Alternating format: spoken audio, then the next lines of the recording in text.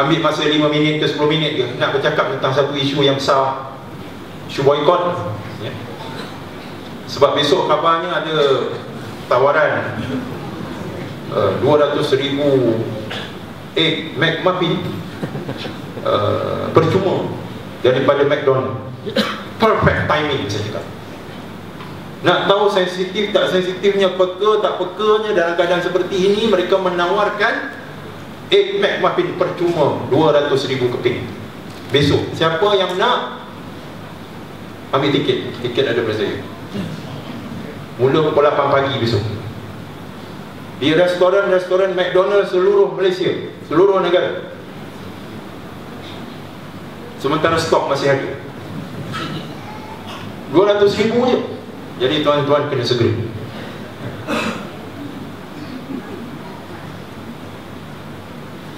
Kadang-kadang orang bertanya, kenapa McDonald jadi sasaran?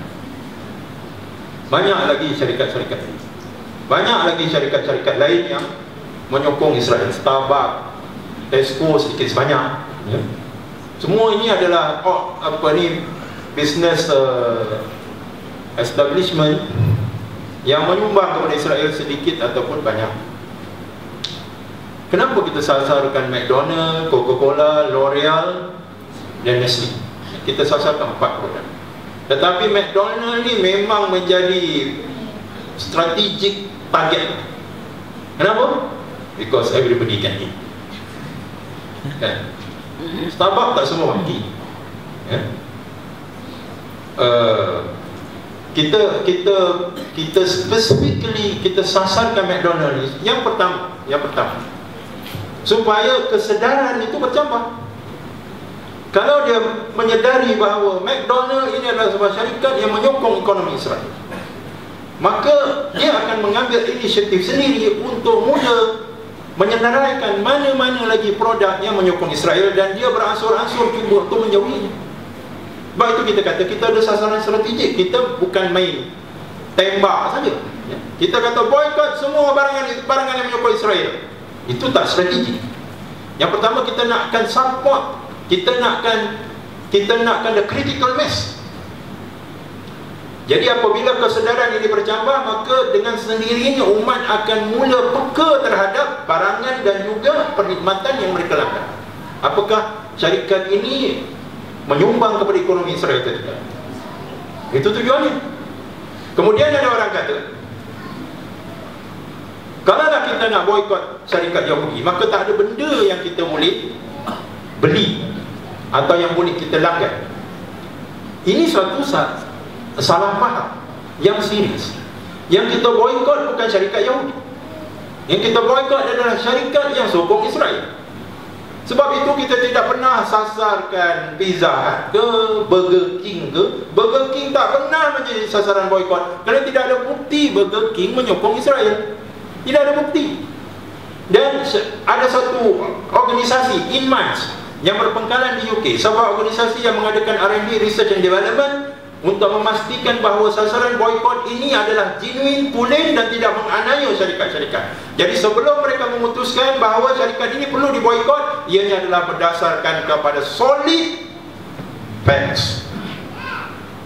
Bukannya ada orang kata, ni hari tu aku nampak lah dekat kilang tu ada anjing tidur sebelah telur, kita boykot telur ni. Bukan macam tu. Dia berdasarkan kepada fakta. McDonald ni dia melambur dekat mana? Bila dia buat kajian, dia dapati McDonald ini is the biggest contributor to Jewish United Fund. Dana Yahudi antarabangsa, lebih kurang. Ibu pejabatnya di Chicago.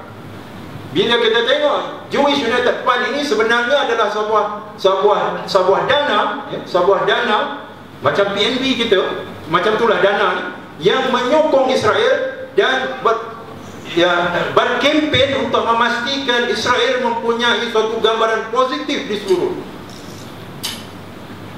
Dan mereka telah mengadakan siri-siri lawatan untuk anak-anak Amerika Syarikat untuk pergi ke Israel dan mempelajari sesuatu tentang Israel, tentang budayanya, tentang sejarahnya, sudah tentu sejarah yang bias yang memihak kepada Islam. Pergi United Jewish Fund dan tengok muka depan dia, front page dia adalah sekarang ini kempen untuk derma bagi Israel menghadapi keganasan Gaza.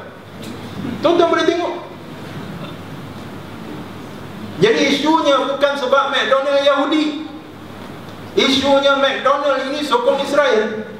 Kalaulah McDonald itu dipunyai oleh orang Islam sekalipun dan syarikat ini menyokong Israel, kita boykot juga. Sebab yang kita boykot bukan sebab dia Yahudi, kita boykot sebab dia sokong Zionis, sokong Israel. Kalau ada syarikat umat Islam yang sokong Israel, kita boykot juga. Kita boykot bukan sebab dia Melayu ke dia Yahudi, tak. Kita bukan agama perkauman, itu kita kena ingat. Jadi apabila kita meletakkan satu sasaran boykot, ianya dah berdasarkan fakta, bukannya berdasarkan kepada suatu tindakan yang tidak berasas. Itu kita kena jelas. Kemudian ada pula orang cakap, tengok ni, ada orang cakap, nanti apalah nasib pekerja-pekerja McDonald. Tuan-tuan, saya nak bagi tahu, boykot ini tidak akan menjejaskan. Tak akan menjejaskan. Dia ada 31,000 restoran di seluruh dunia. Tak akan menjejaskan. Kerugian mana-mana outlet akan ditampung oleh outlet yang lain. Satu. Nombor dua, program boykot ni kalau disambut oleh umat Islam di Malaysia ni, yang masih lagi ragu-ragu nak boykot atau tidak, McDonald tidak akan mengalami kerugian. Apa yang dialami oleh McDonald adalah kekurangan dari sudut market share.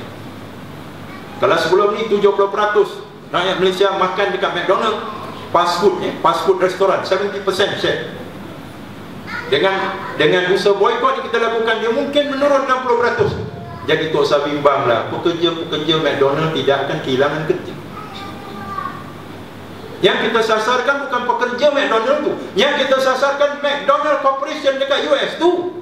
Bukannya McDonald yang dekat Malaysia ni, McDonald Corporation dekat US. Tetapi kita nak sarankan bagi pekerja-pekerja McDonald dan siapa-siapa saja yang ada saham di McDonald, jalan keluar. Dr. Yusof Qaradawi telah mengeluarkan satu fatwa bagi mereka yang bekerja dalam suasana yang tidak Islami ataupun tidak syariah compliant. Maka dia kata jangan berhenti. Jangan berhenti.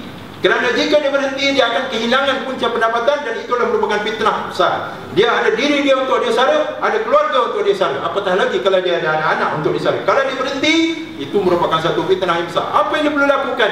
Bermulalah berikhtiar untuk mencari pekerjaan alternatif. Dan Dr. Yusof Qaradawi kata jangan berhenti sehingga kamu dapat kerja alternatif yang gajinya sama ataupun lebih baik. Tengok rahmatnya Islam. Siapa pula kata kita dengki dekat pekerja McDonald? Dengki lah tu. Bukan dengki. Kita nak bagi satu jalan keluar. Dan kita kena ingat, bila kita boykot McDonald ni, tujuannya bukan supaya McDonald tutup kedai. Bukan. Kita nak McDonald ubah polisi itu. Dan kalau tuan-tuan tengok dalam IMAIS, website IMAIS 2012, dan tuan-tuan bandingkan dengan 2011, ada syarikat-syarikat yang diboykot pada tahun 2011 dikeluarkan. Kerana apa? Mereka sudah ubah polisi. Contohnya Nike, dah ubah polisi. Sarali, dah ubah polisi. Jadi dikeluarkan daripada senarai boykot. Itu tujuan boykot. Ini kita kena jelas. Jadi tuan-tuan dan puan-puan, ini satu idea yang kesan. Ronald McDonald menyerang Gaza.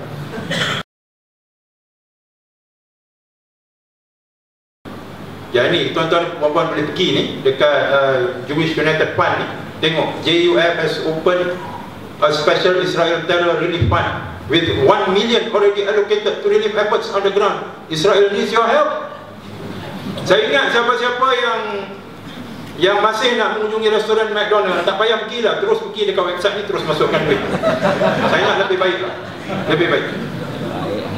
Dan ada pula orang kata McDonald dekat Malaysia ni tak ada kena-mengena dengan McDonald US. Tuan-tuan cuba bagi tahu saya, bisnes model apa yang McDonald pakai? Dia bagi kita pakai dia punya lambang, dia punya logo, lepas tu dia tak kenakan apa-apa bayaran. Oh, sangat bagus bisnes model ni. Saya nak buka lah nasi lemak McDonald. Tengok McDonald saman saya gitu. McDonald yang ada, dia adalah sebuah anak syarikat sebenarnya.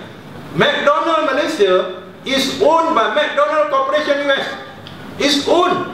Bila kita kata own bermakna dia ada equity. Bila dia ada equity bermakna dia kena iuran. Bila dia ada equity berarti dia akan ambil profit. Jangan kata tidak menyumbang kepada McDonald Corporation. Ini antara poin-poin yang saya rasa kita kena jelaskan. Ini tuan-tuan boleh tengok ni. McDonald Corporation, Sarani Corporation pada tahun lepas memang ada dalam senarai, tapi tahun ini sudah dikeluarkan. Tengok tu. As of December 2009, McDonald's Malaysia has 194 restaurants located nationwide, serving 10 million customers a month and expanding at the rate of 15 to 20 restaurants annually. McDonald's Malaysia is fully owned by McDonald's Corporation US, and the restaurants throughout Malaysia are either operated by GARSB, sebuah syarikat yang dinyatakan kat sini, Golden Arches Restaurant Sendirian. Berarti equity. The largest, the majority shareholder adalah Golden Arches Restaurant, merupakan anak syarikat kepada McDonald Corporation US.